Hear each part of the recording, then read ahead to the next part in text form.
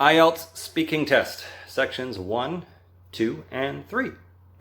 I'm going to give you a few tips to help you improve your speaking test experience and hopefully show you a way to avoid bombing the test on the first attempt. And by bombing, I mean failing badly on your first try. That's actually the first tip. Not expect failure, but expect to maybe not get the score you want on the first try, especially if you don't prepare. You need to practice a few test runs with an instructor or someone like me. And yeah, you'll definitely improve your overall experience and your performance. It is a test. All right, some general tips. Speak up. Speak loudly. Especially these days. Most testing centers have reopened, but COVID-19 and the pandemic have forced the centers to make some changes. There needs to be a plastic barrier between you and the examiner, and examiner and candidate must wear a mask.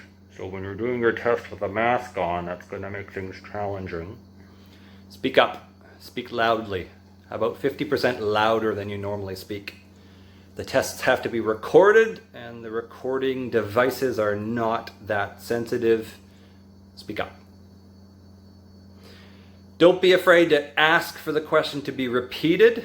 The examiner will and can repeat a question for you. There's no penalty for this. Just don't ask for them all to be repeated. Just once or twice is not going to harm anything. Here's a great tip. Go off on a tangent if you can.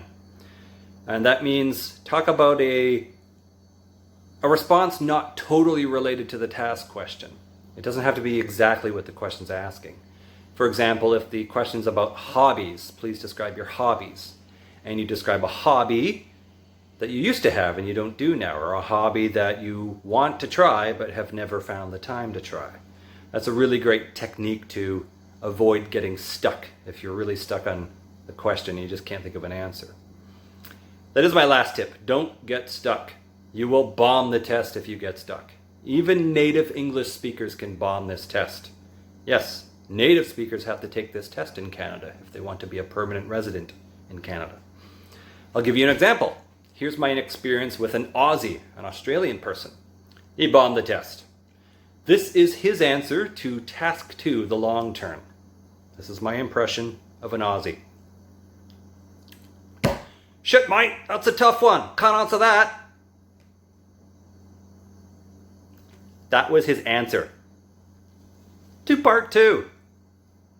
He bombed the test. So disappointing.